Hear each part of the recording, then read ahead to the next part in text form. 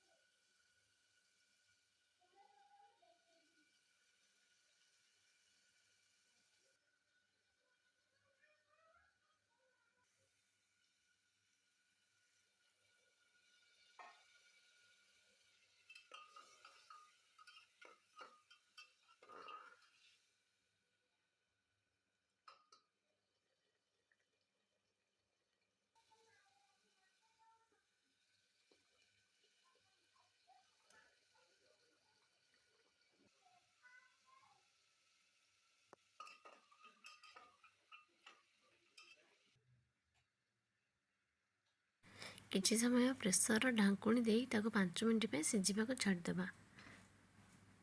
तापर से ढाकुणी खोलिकी गरम करके रखि पानी की दबा। गरम पानी देले सिझिबारे बहुत जल्दी सीटी आसी थाए प्रेसर रे।